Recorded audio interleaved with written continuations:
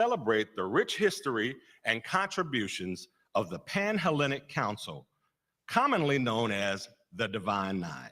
These historically Black Greek letter organizations have played a pivotal role in shaping leaders and serving communities across the nation. We have two distinguished panels of guests today, each bringing unique insights and experiences from their respective organizations. We'll be discussing the past, present, and future of Black Greek life. One panel exploring a seldom discussed historic phenomenon that helped to shape the early life of our Rainbow Push founder, Reverend Jesse Louis Jackson.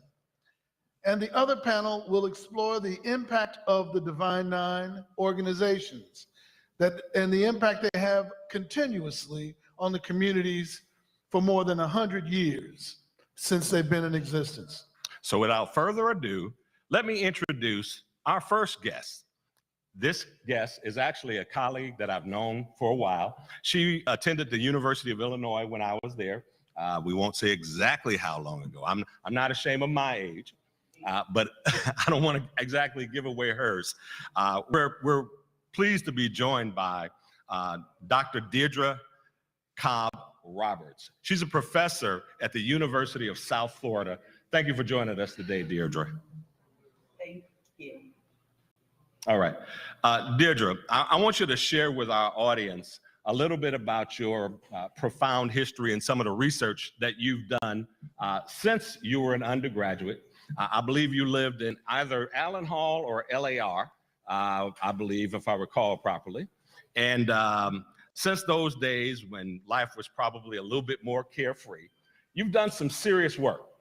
And I found out, I think recently, that you returned to the University of Illinois after your undergraduate days, and you did some research around a topic that I found to be a very, serious and enlightening around a little known factoid that people might not be so aware of. And that was a history of housing exclusion at the university. You want to tell us a little bit about what that's all about? Yes, thank you, Andre. You have a really good memory. It was Allen Hall. Allen Hall, and yes. UC Evans Hall. So my research. So I really investigated the academic and social experiences of Black students at the University of Illinois between 1945 and 1955, the post-World War II era. And what I found that was really interesting relative to your question was the notion of housing exclusion that existed for Black students at U of I. It was something I wasn't aware of there as a student, and I only found this out through my research. And I was really shocked and probably dismayed to know that that institution participated in such practices, but it wasn't a total shock because that was a sign of the times. Black students were not allowed to live on campus, so they could be admitted to the university. But if they decided to attend and matriculate there, then at that particular time period and before, they were living in a community, which was the Black community, oftentimes referred to as the north end of Champaign and Urbana, with Black community residents that housed them during the time that they were seeking their college degree.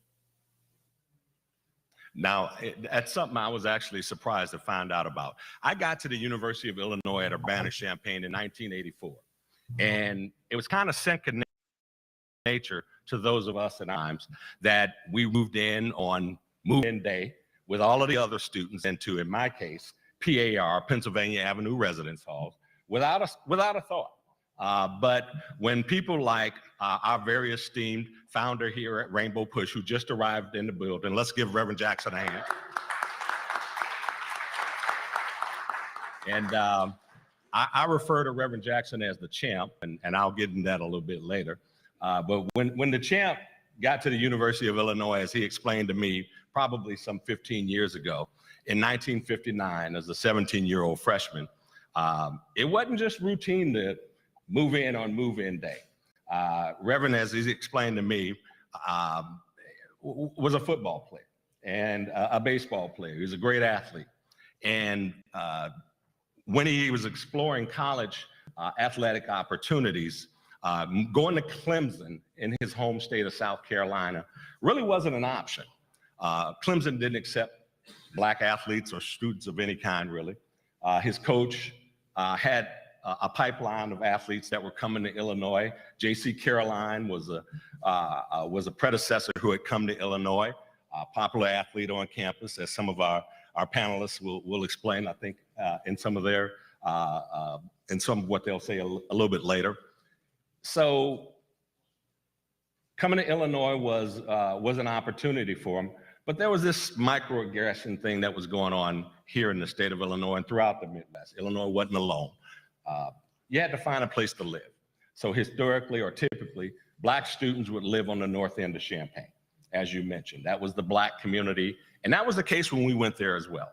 And those families, which were integral to the survival of Black students, took in boarders.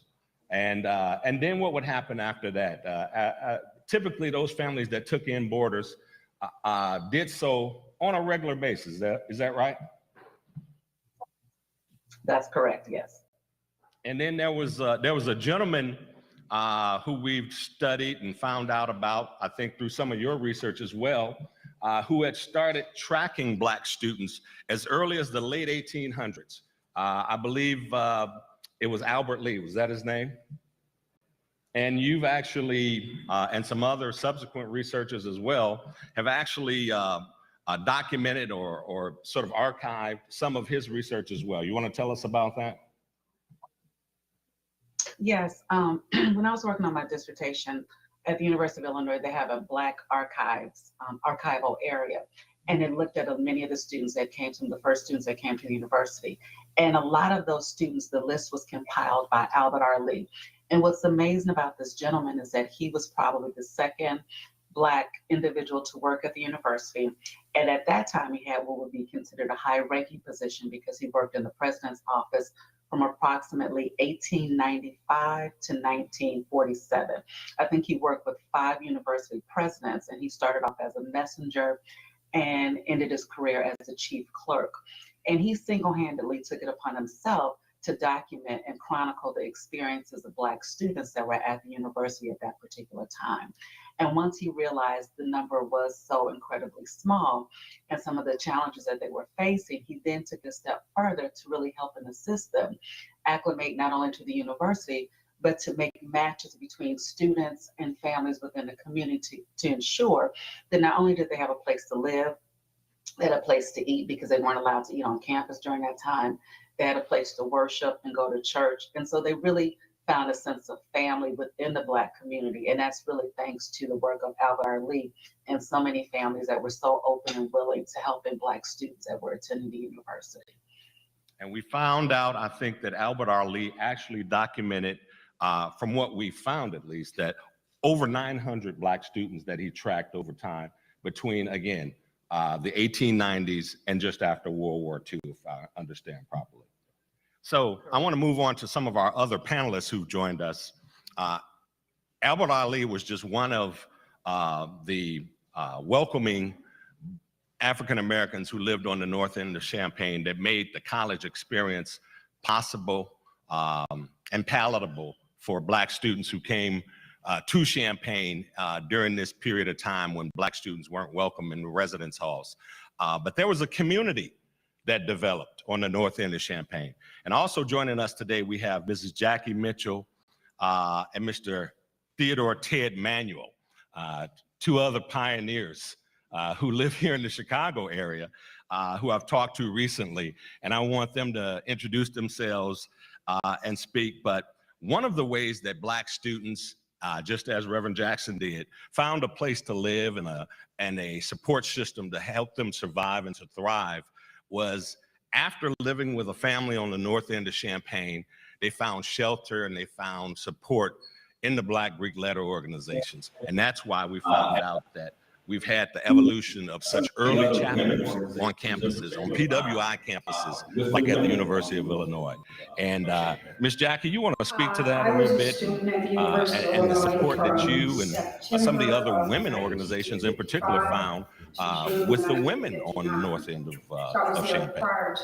I was a student at the University of Illinois from September of 1955 to June of 1959. So I was there prior to Reverend Jackson coming there.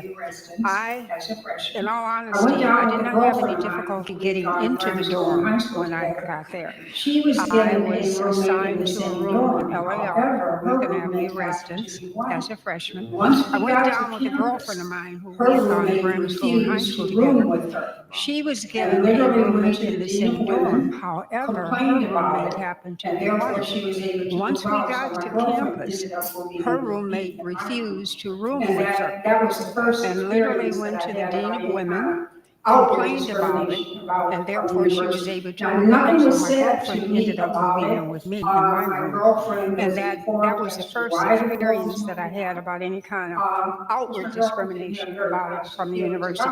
Now, nothing was said to me about it. My girlfriend was informed as to why the girl was moving out. Of course, my girlfriend didn't have very positive feelings about people back then, but that's understandable.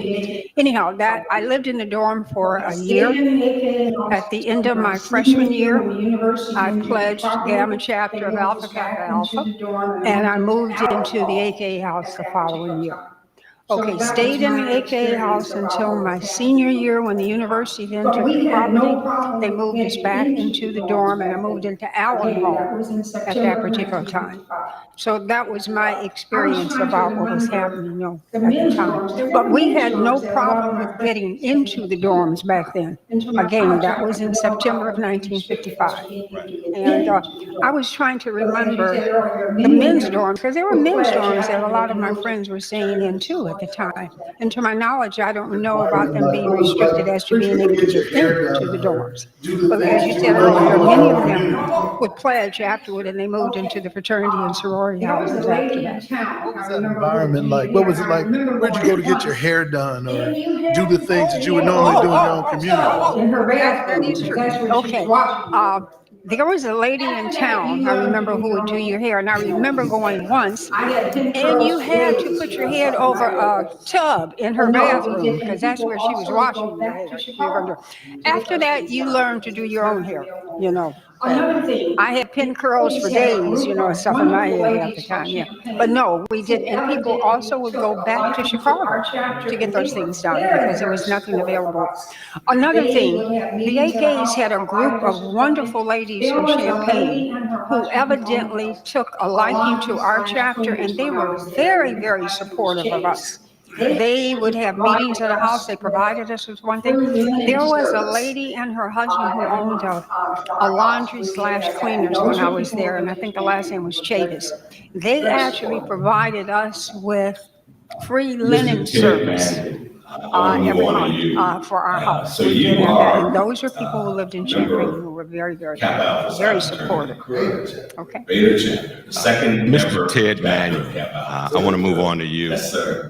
So you are many of my good a friends member of Kappa Alpha at Psi nauseam fraternity, reminded me.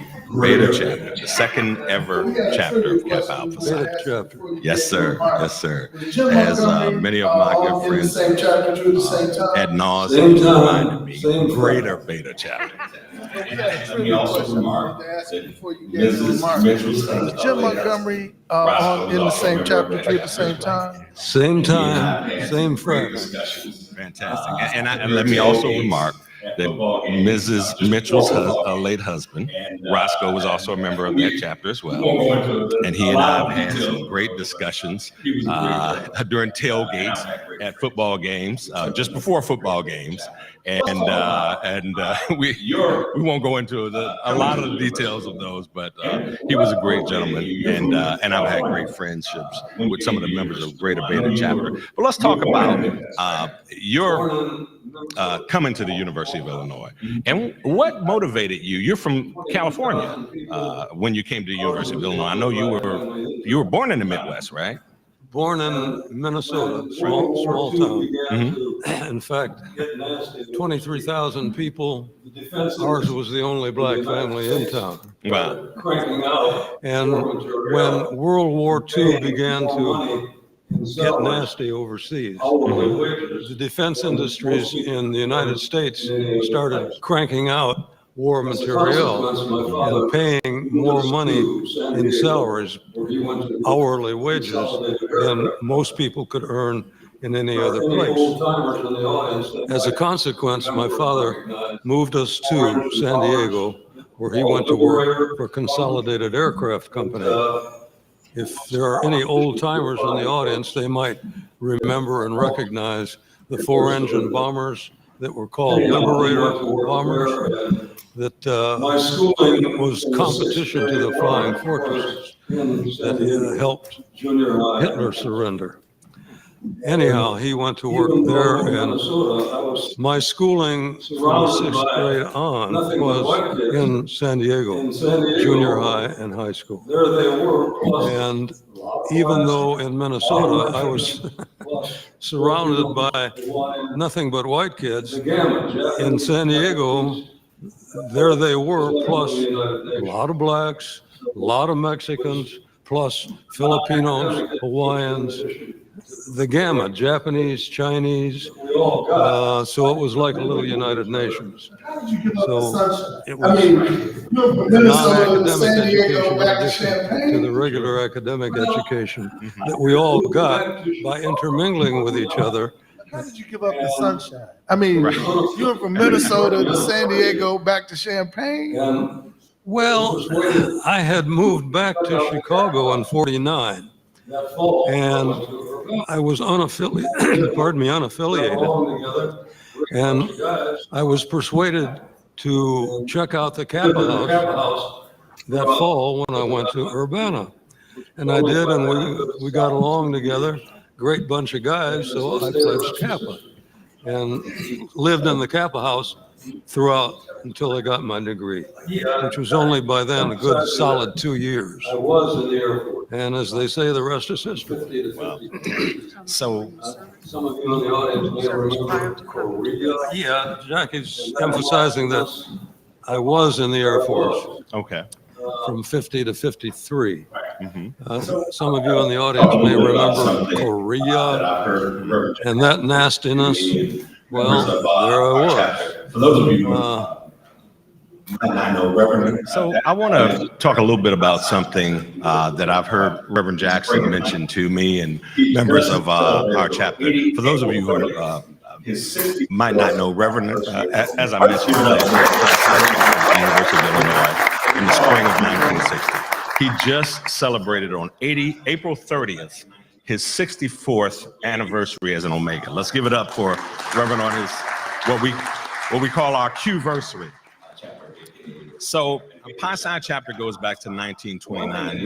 We're babies when it comes to the Divine Nine on the campus of the University of Illinois compared to Gamma chapter of AKA and Beta chapter of Kappa Alpha Psi. But one thing that he's always stressed to us as members of Pi Psi chapter was that the Black Greek community on campus was really in the 50s and early 60s a close-knit community. And I've heard you say, Miss Jackie, that there wasn't so much competition and rivalry as there was unity and support because of the lack of Black students on campus. And I did some reporting for the Daily Illini that talked about in 1967, prior to Project 500, the freshman entering class at the University of Illinois consisted of exactly 67 Black students. Prior to the push for Project 500 in 1968, after Dr. King was assassinated, was 530 some odd Black students. So there was literally a sea change, almost 10% or around 10% of the entering freshman class. So I was about to say that. give us an example or some examples of the types of support that across Black Greek organizations that foster. I was about to say that when I entered the University of Illinois, if you graduated from an accredited high school in Illinois, you could automatically get into the university. And for the most part, back then, not everybody went to college because you were able to get out of high school and get a very, very good job in various industries. But if you went to college, you were some of the more academically apt students in your school. I say this to say that we got to the University of Illinois with no problem getting in. You just did not stay. You were able to get in, and I remember going to a very large group of freshmen, and they would say, look to the left, look to the right. One of you won't be here next year. And it occurred to me, there were two people looking at me, so evidently I was getting ready to leave or something.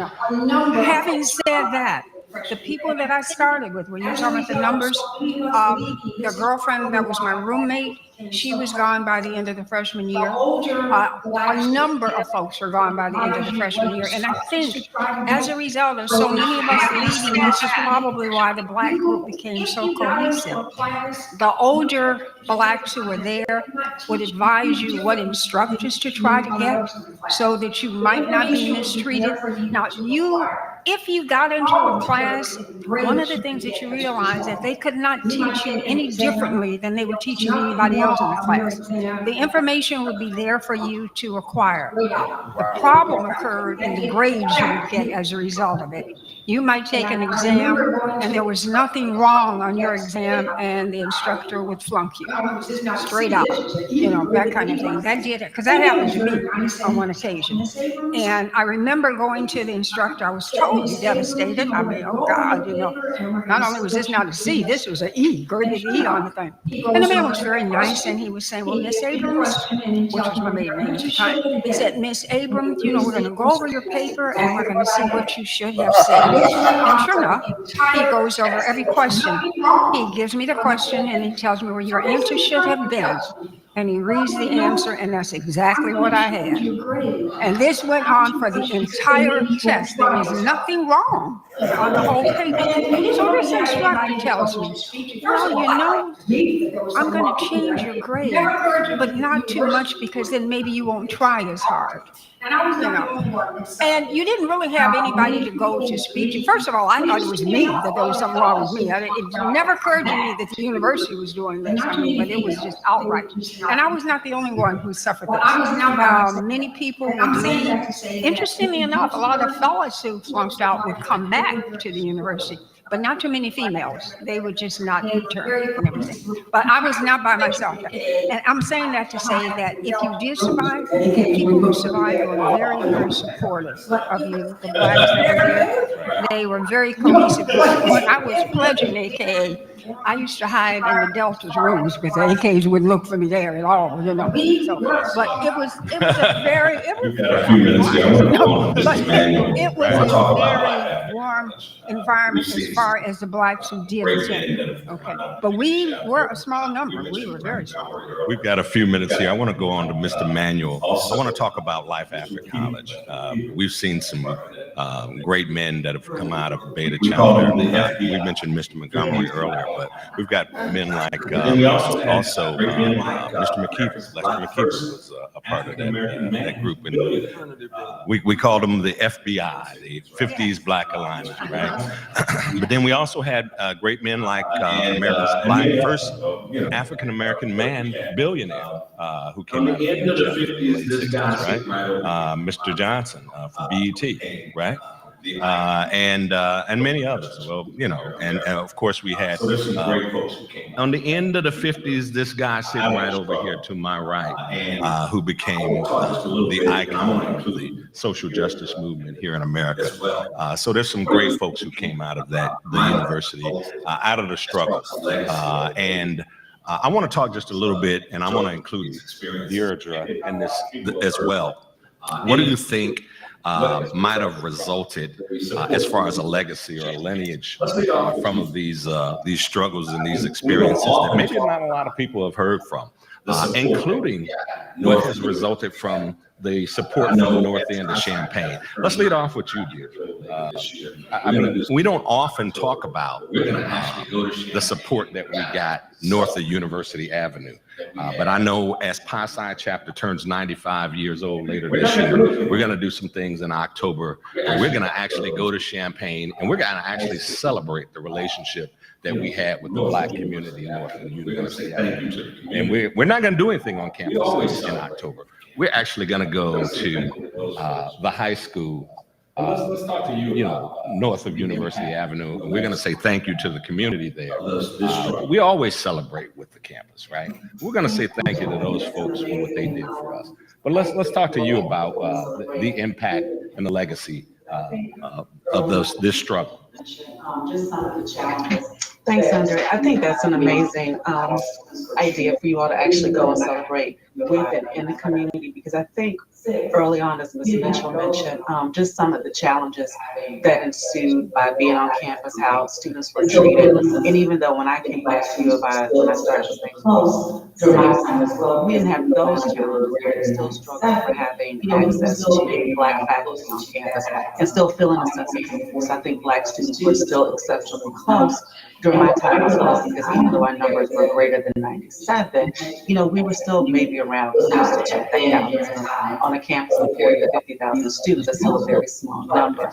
And what I realized when I went there is that the connection between the campus and the community was not what it had been during a time of the period that I was researching. And that was really heartbreaking to me, because there was always this notion of town and gown, which always made me incredibly uncomfortable, because I grew up on the south side of Chicago in a predominantly Black community, and I think to go to U of I and be told at freshman orientation, well, you shouldn't go north of University because that's the Black community, or that's the North End, and that never sat very well with me. And I think that set up a relationship where Black students on campus, probably from my generation going forward, didn't have the same appreciation that our other two panelists had at their particular point in time. So I think the first thing we need to do is to honor the legacy and acknowledge that the number of Black students at U of I now has a lot to do with the support that the community gave to prior generations, and that they do need to be celebrated and feel that university is a part of their community. There's always been this separation that is an uncomfortable separation, whereas if it had not been for the community, we wouldn't be, many of us, where we are today. Even when I lived in the 80s, I still went into town to get my hair done because there was nothing for me on campus. I still worked at the Champaign Boys and Girls Club to volunteer time. Our sorority worked in the community with individuals in the community around community service. I know these are 3 times. But at the end of the day, I think it really has to be a celebration of the community that has helped to sustain the university and countless generations of Black students that have gone to and graduated from the University of Illinois. So a scholarship fund, a memorial housing fund to help housing and secure students. And I know you mentioned that to me before, but really honoring the legacy of what the Black community did for our students early on. Dr. Roberts, I would be remiss if I didn't ask this question, because I know a lot of us who joined fraternities and sororities joined it because people were having fun on campus. We saw people doing things in groups, and we wanted to be a part of that, and that kind of influenced how we got connected. In your research, or in you guys' experiences, what were some of the fun things that you were able to do that created community among you? Parties, step shows, and all the kinds of things that we know about historically. Was that a part of the experience for you all then, or no? Historically, so it wouldn't have been my experience, but historically, there were still parties, there were still gatherings. Parties looked very different historically than they did in the time that I was there, but you still had a very close connection between sororities, fraternities, and they really did work together, but they really worked in the community. They really brought, a lot of what needed to be done to support educational initiatives. Those are things that happened very early on within outside the Alpha Sorority Incorporated and other sororities and fraternities as well. So it wasn't just partying. There was a real commitment to community service in a way that sometimes our younger generations don't see. I mean, they were not only working in the community, but they were living in the community and exposing the community to a university that wasn't really built or intended for them. And then there was a lot of fun too, but there was a lot more work that happened during that particular time, at least what I found historically. To your question, and also to speak to what she said, there were various projects we had within the sorority that had to do with the city of Champaign, where we did work in various groups in the high schools and stuff like that. We had to do that.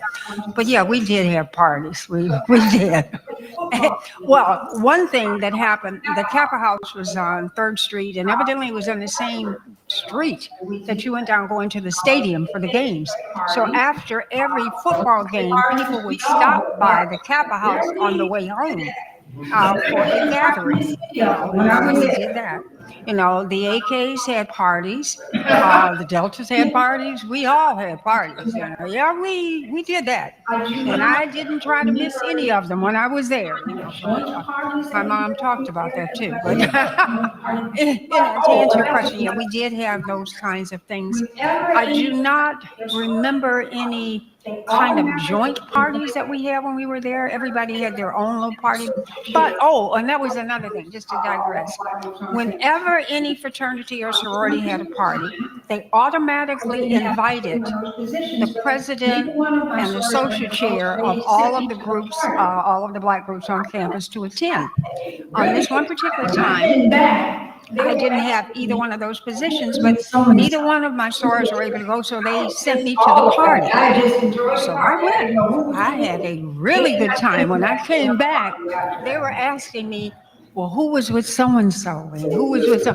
I had missed all of that. I had just enjoyed the party. I didn't know who was with who. They did not send me back to another party after that. So listen, we're going to have another panel. Let's give it up for our panelists in this first segment. What we want to do is we're going to transition to our next panel. But as we're transitioning, I know Reverend Jackson's got another engagement. But what we'd like to do, if it's okay, is we want to bring have Reverend Jackson. Yeah, we want to bring our next panelist for our next segment from our other Black Greek letter organizations up. But we also want to have Reverend Jackson do some photos with a few of our folks here. If it's okay, Reverend, in the center here. Want to take the photos with the panelists first, and Right. we'll ask the members of the Divine Nine. Okay. And take a group picture. So yeah, let's all come up. We're gonna do some photos with Reverend in the center here. So we're gonna be up panelists first. All right, pasa. If we could move swiftly, because we're still live. Ladies and gentlemen, this is what we're going to do. Both, The yeah. panelists that are here now, we're going to take a photo of those panelists that are on the If we second. can move swiftly, please. We're still live. Ladies and gentlemen, this is what we're going to do. The panelists that are here now, we're going to take a photo of those panelists that are on the second panel. We would ask that you would come now, and we would take a panelist photo. All of those that are in the Divine Nine, all various groups, we will do a Divine Nine photo right after the panelist photo. We will do two Divine Nine photos. One photo where we will be plain Jane. That means no, whatever your sign is, whatever. If you ain't the bros, it ain't hooks, so it don't matter. But we'll do a plain Jane photo, and then we'll do one that is reflective of your fraternity and or sorority. We want to move very, very quickly. Do we have, is this all the panelists? I think, okay.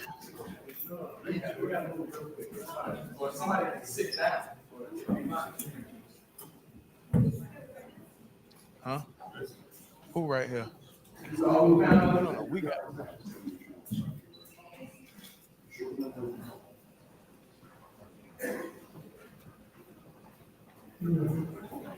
Smile, bro.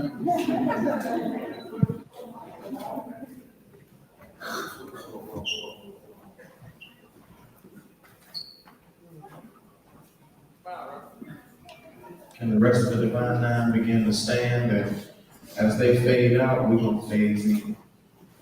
We wanna move quickly. I said that, nobody stood up. Appreciate y'all. Can the rest of the Divine Nine begin to stand, and as they fade out, we're gonna phase in. We want to move quickly. I said that, nobody stood up. Appreciate y'all.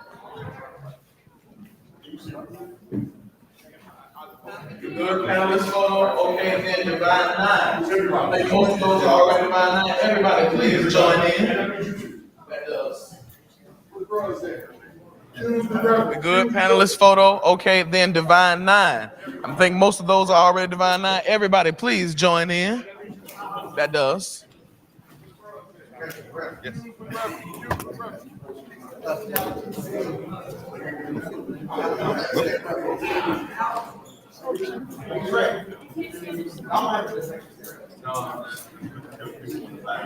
Like the side, please. College might have to stand up.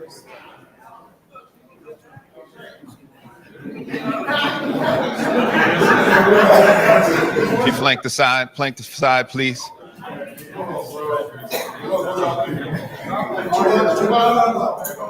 Okay, we have to keep moving. Right. All right, everybody face forward to the cameras. Face forward to the cameras. Okay, we have to keep moving. Brian. All right, everybody face forward to the cameras. Face forward, look up at the cameras.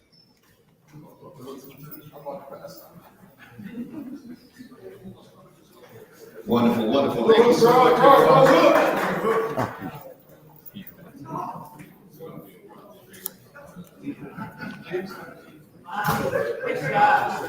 Wonderful. Thank you so much, everyone.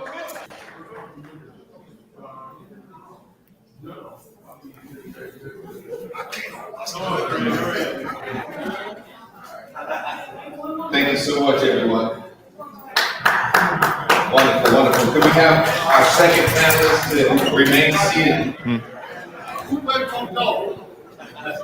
Thank you so much, everyone.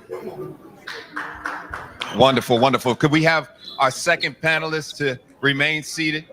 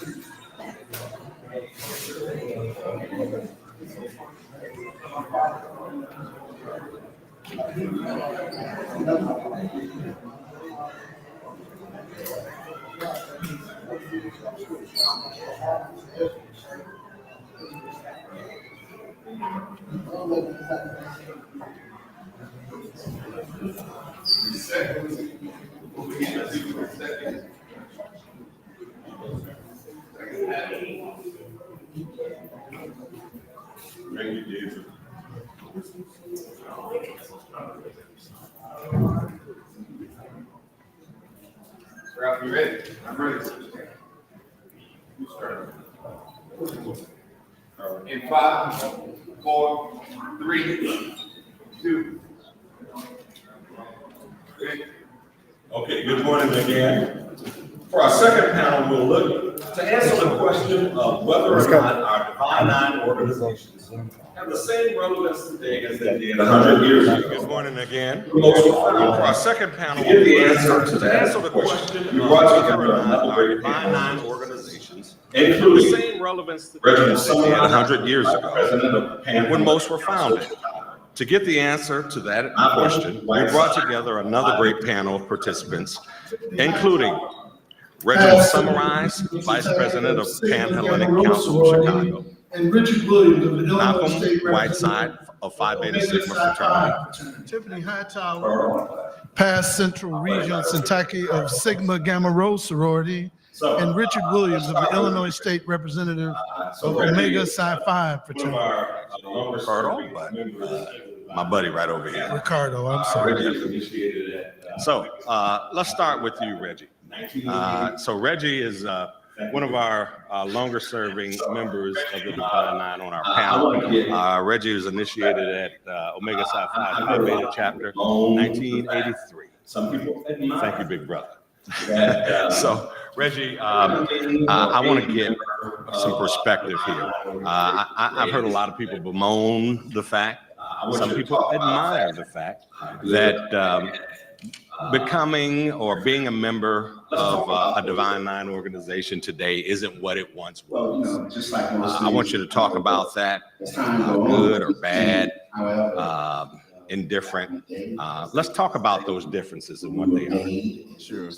Well, you know, just like most things in our world, as time go on, things change. However, back in the day, as they used to say, and when we were made, as they used to say, what that gave us during that time frame was an opportunity to really build a cohesive relationship with those that were going through the initiation or pledge period with you. Because of the way that it was structured for most of the Divine Nine, even though we all had our differences in the way that we initiated individuals, what we did have is the opportunity to really create a strong bond with the individuals that you were going through this process with. What that allowed you to do was, of course, build a relationship with someone that you could depend on and trust, and build services around things that your fraternity or sorority had mandated that you do. You kind of understood by going through a certain process what was the skill sets of the individuals that you were going through it with. And for example, you knew when you had a certain type of brother and he was weak in a certain area, you knew that. So you knew going into things after this process had taken place what these brothers were capable of doing, because you had went through some things. So the same thing with sisterhood. You kind of had an understanding of who your sister was and what they were capable of doing. Things kind of shift now. The time frames around going through initiation process has changed. Across the Divine Nine, the Council of Presidents came together and it's like, hey, we need to kind of redefine this process for all of us, including the time frame of when a person would go through the initiation process. You know, you hear stories back when that people was like, man, I was online for a year. And I'm like, man, you were stupid, because that's too long. But it happened a year, 18 months. Nowadays, most of the Divine Nine has a process that encompasses mostly probably under 5 weeks of going through initiation. And initiation would include everything from knowing and getting an understanding of the history of your organization, to what are your main missions and vision is, what are the anticipated responsibilities and accountabilities of what is expected of you as a member. When Andre asked the question around what some of the things that you know was so good and not so good, well, true enough, what was not so good is the massive hazing that was taking place among our organizations and the different things that come along with that. I mean, Like lawsuits? like very, very healthy lawsuits. All of our organizations experienced millions of dollars lost to lawsuits because of hazing incidents. And that's something truly that took place, you know, that 60s, 70s, 80s, 90s, 2000s, or whatever, to this day, that could be left out in the past. It's not a relevant process within our organizations to establish whether you're going to be a good brother or a good sister, or whether you're going to serve well or not serve well. Some people felt that by being hazed a lot mentally and physically, that was going to make you a good brother and a good sister. Well, I can contest. I sit on the Grand Tribunal, which is a committee within Omega Psi Phi Fraternity Incorporated that basically reviews these type of incidents that happen within our organization, and we hand out penalties from anywhere from fines to expulsion from our organization. And I think Divine Nine all have similar type of councils that oversee these type of things. And you know, you see things that was just ridiculous, and that was some of the bad stuff that we went through as organizations. Some of the good things that have transitioned is what we're finding is the opportunity that we still have the luxury of bringing in intelligent, high-profile individuals into our organizations that's going to assist us and continue to do what our founders, and I mean our founders across the board, dreams and their visions was. And one of the things was to do better for our communities as we go on. And we're able to do that through processes that are put in place. We're able to screen and interview people that continue to come into our organizations that's going to be able to keep the visions of our founders going. Yes, sir. In those conversations, independent organizations are making those changes. Are any of those changes being directed or shepherded through the panel itself?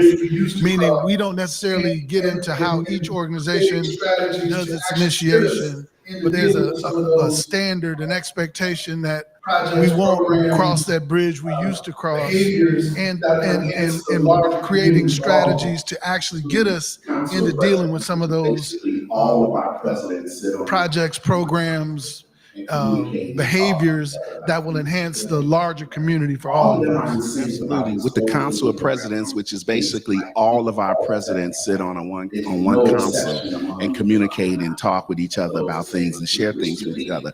All of them are in sync about this whole thing around hazing. Like, we all are cutting that out. There's no exception among the Divine Nine of those that say, well, you know, we're still in with hazing. No, everybody, all the councils of presidents have agreed, we're not going to condone this. We are going to be very strict across the board and penalize our members for conducting themselves in this behavior.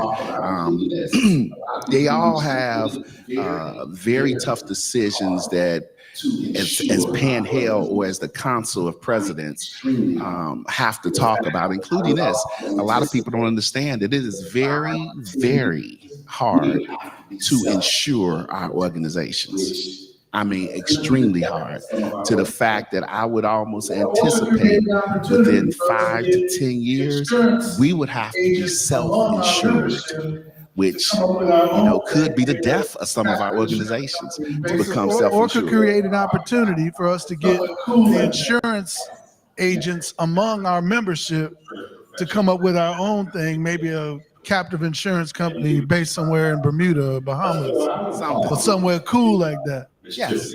Yes. As an insurance professional, that's a bigger lift than we know it is.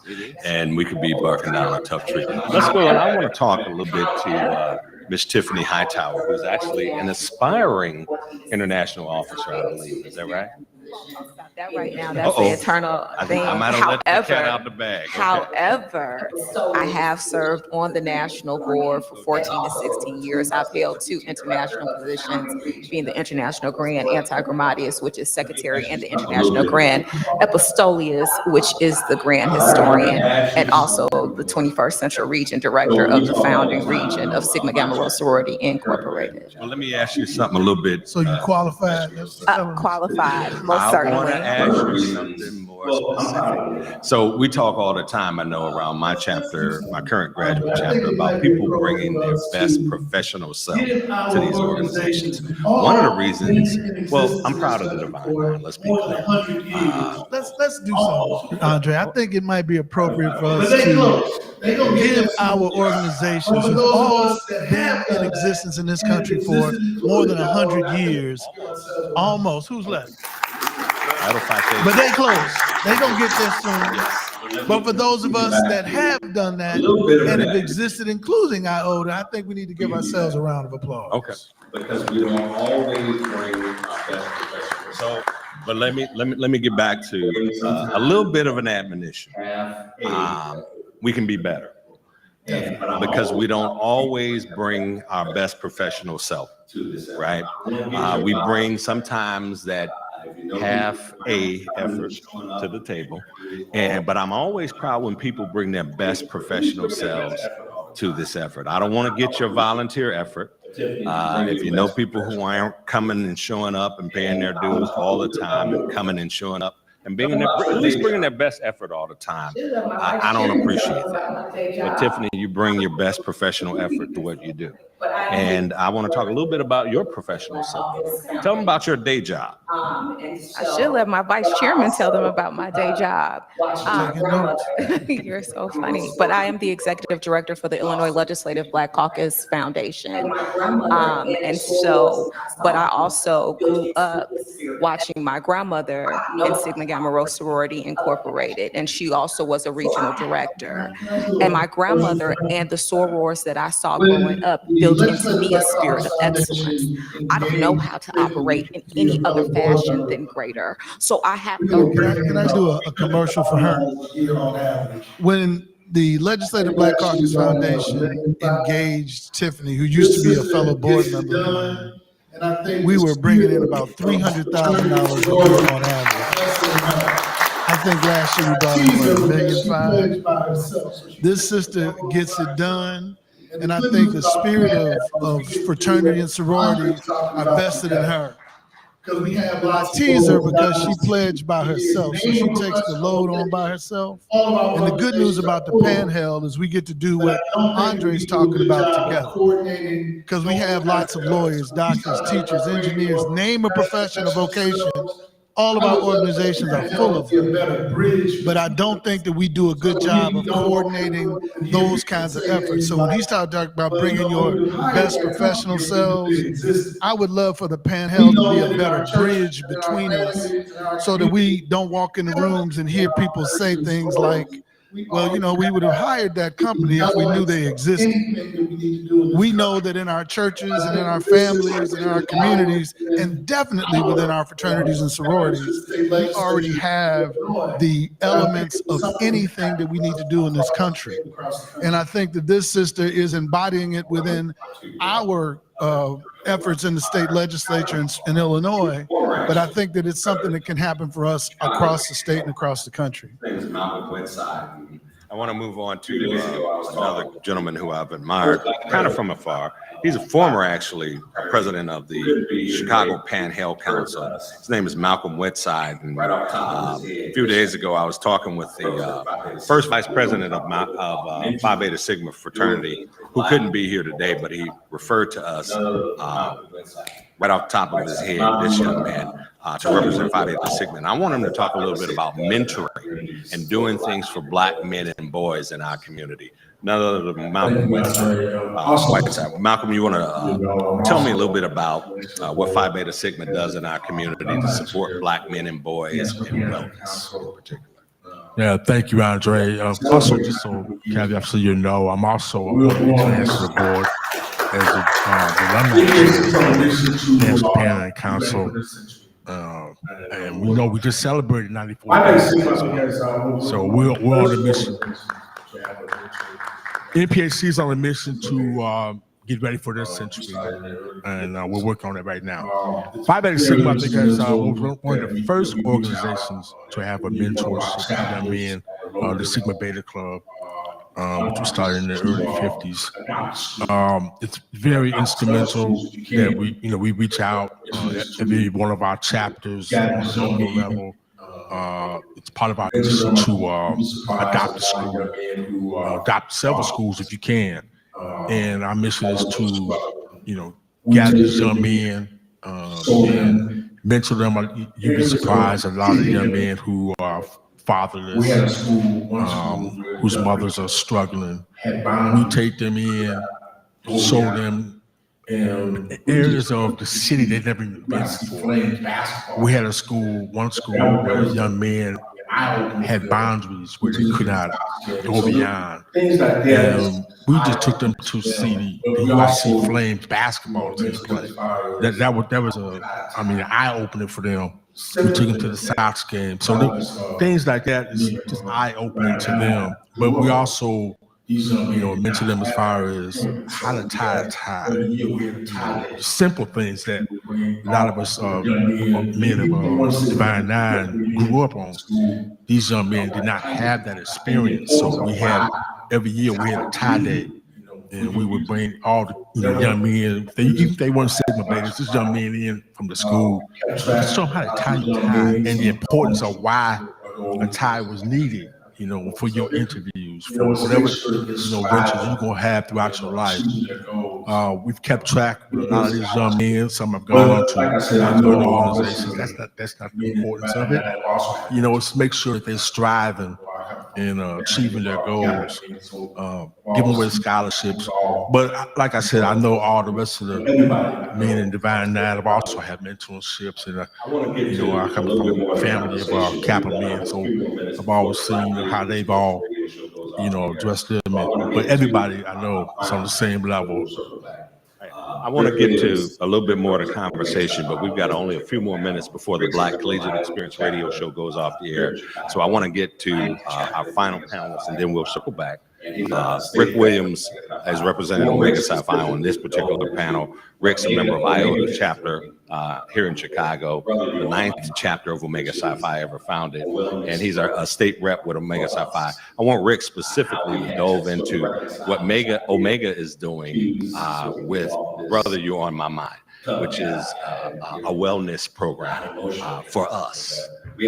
How we had to sort of reconcile this idea that Q's sort of give off this tough guy, non-emotional kind of thing, but we had to sort of get into this thing of we need to actually be vulnerable kind of deal and deal with what's going on with us internally and how that's working out, playing itself out in chapters and in districts across the country. I want to tell everybody about what our Brother You're on My Mind program is, and how it's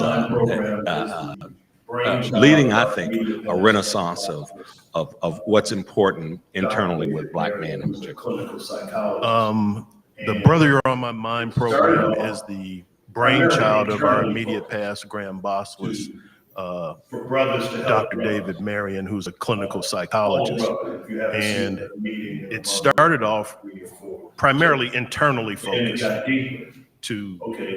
for brothers to help brothers. He's been quiet. Call a brother if you haven't seen him at a meeting in a month or 2 or 3 or 4.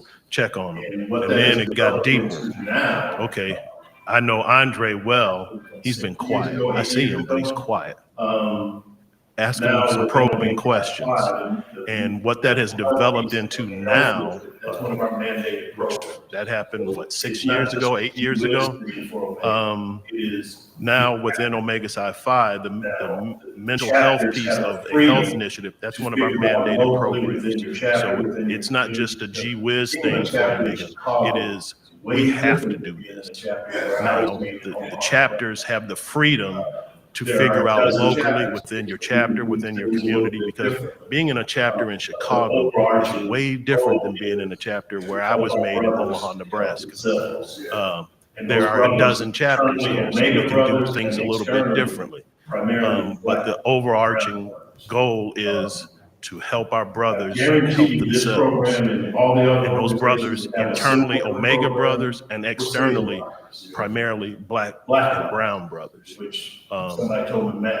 I guarantee you this program and all the other organizations that have a similar program, we're saving lives. Black lives, which somebody told me matter. We're making positive statistics because we're also influencing. We're helping Black men not be statistics. Negative statistics. Positive statistics, there's a good thing. And we're making positive statistics because we're also influencing young men. Like Malcolm was saying, this impacts everything we touch because young men are seeing healthy Black men helping other Black men get healthy because we involve all, this touches everything we do. So as some of our social media and other media platforms sort of sunset at this point, I guess the answer to the question is, I think a resounding yes. The Divine Nine organizations are just as relevant, if not more relevant today than they ever were. I want to continue the conversation. We want to continue the conversation and move forward a little bit. I think that's okay, Bobby. Bobby's on the track. Let's give the Rainbow Push production staff a round of applause as well. Did a great job for us. And if you didn't know, they produce forums like this on different topics every Saturday. Us and the Win-Win Communications team have been working with them on some other topics throughout the months of April and May. Maternal child health. Obviously, their bailiwick of social and economic justice has been going on here for a long time. It's not the same old Rainbow Push forums that you may have been used to over the decades since the 1960s, but they're just as relevant as they were over the years. So please stop by, please go onto the website, see what's going on. There's a convention coming up real soon. Yes, absolutely. And I'm sure Miss Reverend Dr. Jeanette Wilson will probably be through here again. She was here earlier to solicit your support and your participation in that. But I want to continue our conversation. And we've got some other members of the Divine Nine here. I see Delta Sigma Theta. I see Zeta Phi Beta represented here. I see other Alpha Kappa Alphas. We wanted to get as many folks as we could to participate. There's a note here in front of me that I am not digesting. But I want to do a quick poll. Reggie started talking about something. Good old traditional. Made, people were made. not made. Is that something that you aspire to be a pleasure? Up or down? Let's get made. Good or bad? Good old traditional, I was made or people were made. Is that something that you aspire to be a pleasure?